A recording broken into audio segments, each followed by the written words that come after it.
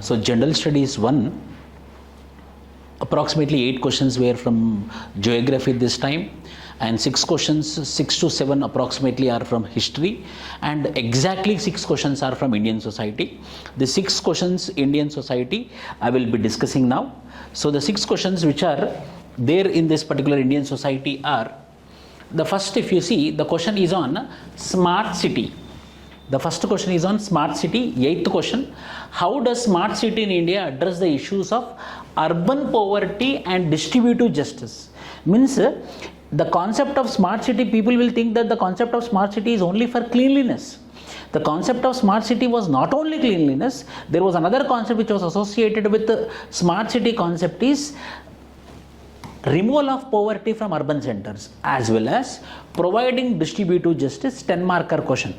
And the second question is, the ethos of civil services in India stand for the combination of professionalism as well as national consciousness. So how the civil services is going to promote nationalistic consciousness as well as much needed is professionalism. So how we are guaranteeing this professionalism as well as national consciousness is the second question which has been asked from Indian society. Third question is, do you think that globalization, see, every year there will be one question on globalization, Indian society of GS1. Do you think globalization results in only an aggressive consumer culture? Justify your answer. Means globalization is promoting only consumeristic attitude, globalization is promoting only consumerism, globalization is promoting only business. The meaning, the globalization is only promoting commercial interests, the globalization is promoting only business entities. That is the meaning of this particular question. Here consumer culture means it is business, commercial, economical element only from the point of view of finances, whether the globalization is only promoting economical context or not. This is another 10 marker question. And next 3 questions are 15 marker question. 18, 19, 20, how do you account for the growing fast food industries given that there are increased health concerns in modern society? Illustrate your answer with Indian experience. So the fast food industry is growing very big. It can be McDonald's, it can be Pizzaization, it can be any of this particular chains of hotels which are mainly popular for fast food. So this fast food culture, how it is impacting our Indian society and how it is impacting the health concerns of the people is the third question which has been asked. So the question is circled around fast food and how it is impacting Indian health is the next question. Then we have another question, achieving sustainable development goals with emphasis on environmental protection would come into conflict with poor people's need in a country like India. So if you are aspiring for sustainable development, if you are aspiring for economic environmental protection, if you are aspiring for environmental conservation, at the same time the poor people needs are getting compromised. So the meaning is the poor people's needs and environmental conservation both are counterproductive. If you want to protect environment, compulsory poor people will be compromised. If we want to promote poor people to ameliorate their lives, compulsory environment protection should be compromised. This is another question of 15 marker, and we know compulsory every year. See, Indian society GS1, how in prelims examination we will have Indus Valley civilization, Vedic civilization. In the same way, in your prelims examination, the same way Indian society of GS1 also you will have 2 questions. One will be on globalization, other will be on tribals. So there is another question on tribals. Does tribal development in India center around 2 axes? That is, one is displacement, other is rehabilitation. Properly we can understand. So mainly anthropology optional students or mainly when we focus on tribal issues, we can answer this very properly. So these are the 6 questions which are been asked. So first question is on smart city. Second question is on fast food culture. The third question is on civil services, national consciousness. The next question is on tribal people. The next question on sustainable development can be accessed. Sustainable development can happen depend only if the environment is getting conserved and protected, but for which poor people should be compromised. These are the 6 questions which we have been asked.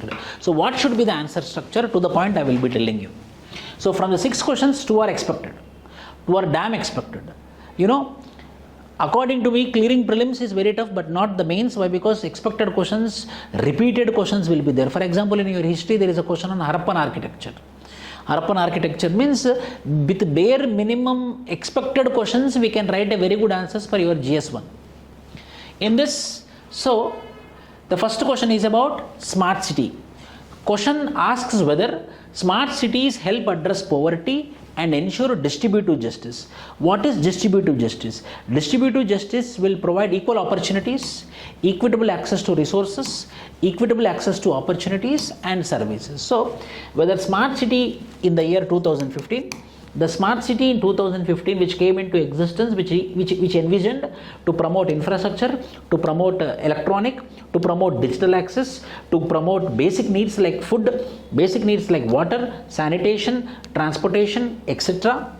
How smart city address poverty? When we all provide this, obviously we can address poverty by providing basic needs, by providing employment, by providing infrastructure.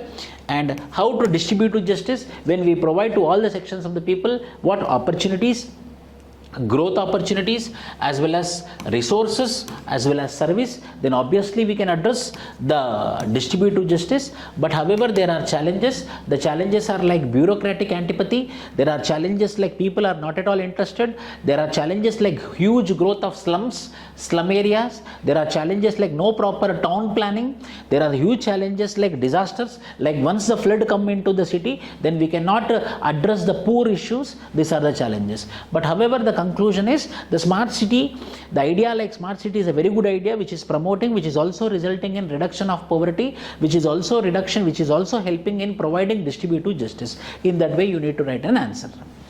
Why? Because 10 marker, 2 pages you have to write. So first paragraph should be on smart city, and the second paragraph should be on how it is addressing urban poverty 1, 2, 3. Then how it is promoting distributive justice 1, 2, 3, 4. Then what are the challenges for it 1, 2, 3, 4, and conclusion 2 pages. So whenever we write answer in GS papers, we need to have a makeup very fast. One mental framework need to be there. Intro, how much? Then body, what are all the paragraphs I have to write? Point wise in your draft you have to mention. Then final conclusion. Then what will happen? You will not consume more time. Within limited time only you can write a very good answer. This is what which we have to remember with respect to this. 9th question, civil services in India. Sardar Vallabhbhai Patel told civil service in India is the steel frame of the country. It is the steel frame of the country, expected to balance what? Professional skills with commitment to nation building. 2 things should go hand in hand. They should be professional, means what? Neutrality should be there, anonymity should be there, effectiveness should be there, attitude should be there, aptitude should be there. With this, there is a need for another thing which is called as nation building. Means what? They should give highest importance to Constitution of India. They have to give highest importance to rule of law. They need to promote the spirit of brotherhood among the people. They need to cherish the freedom movement. These all things should go hand in hand. When they have, then they can promote it. Yada Raja Tada Praja. In that way you have to mention. So the civil service is not only about professionalism, the civil service is also about nation building. Few examples you can write. You can write the examples of E. Sridharan. You can write the examples of T.N. Sheshan. You can write the example of Ashok Khemka. 3 examples you can write. Then professionalism. How we can ensure, as I told you, anonymity, neutrality, those all points. Then nationalistic consciousness, as I told you, highest importance should be given to Constitution, rule of law, people's welfare, and combination of both. Ethos need to be practiced like how E. Sridharan followed, like how T.N. Sheshan followed, but still there are challenges. What are the challenges? The challenges are like corruption. The challenges are like political bias. The bureaucrats are politically biased. The attrition rate also. Once upon a time, the resignations were not that much. Attrition rate is also there. These are the challenges. Finally, conclusion. But whatever it may be, we cannot come to a conclusion that there is absence of nation building or absence of professionalism among them. They are the reasons for the growth. They are the reasons for economic development. They are the reasons for reaching us to the 4th largest economy of the world. In this way, you have to write your answer. So, first paragraph, second paragraph, third paragraph, fourth paragraph, fifth paragraph, sixth paragraph, seventh paragraph. Why we get how many marks? 10 marks.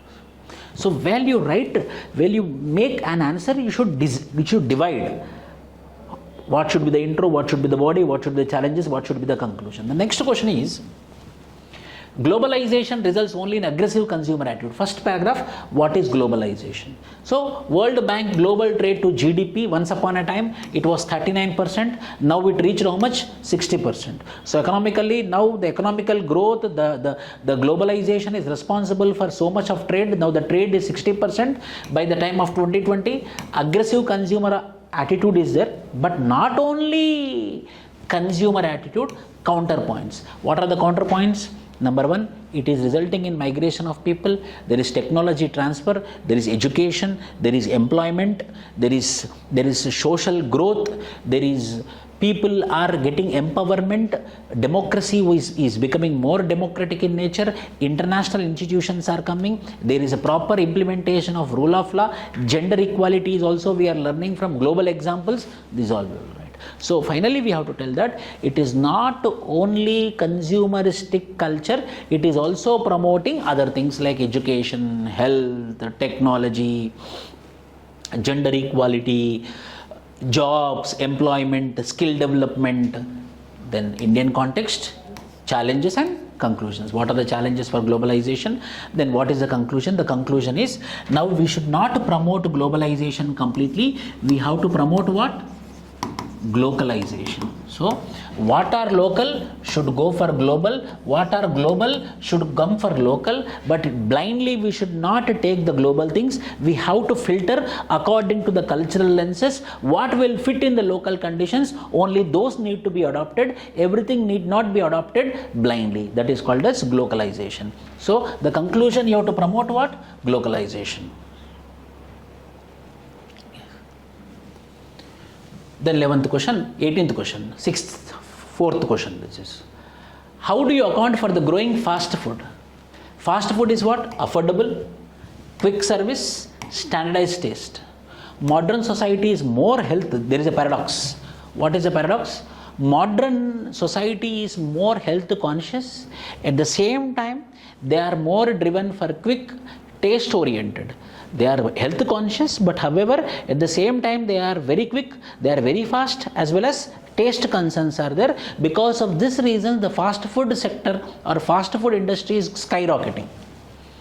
India's quick service restaurant, see, compulsory for everything, it can be fast food. When you are writing notes, when you are making notes, you have to make some facts, 2-3 facts. For if the question come on skill development, these 2 points I will put.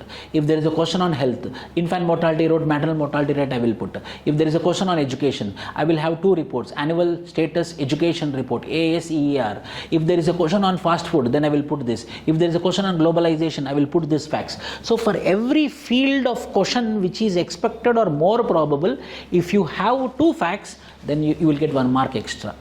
So 1 fact you will put.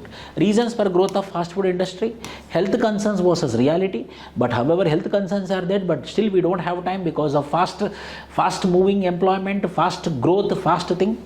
And there are challenges and there are conclusions. In this way, you have to make a notes for this. Yes.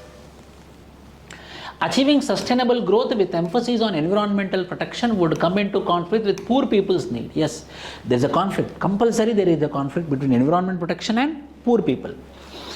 Poor people, they take resources from environment. Like what? It can be trees, it can be deforestation, it can be hardwood, it can be softwood, it can be firewood. So the poor people will depend upon environment for this purpose. So when environment they are taking, there is a chance of environment destruction. For example, the people who are dependent upon minor forest produce, the people who are dependent upon major forest produce. So obviously there is an impact on environment.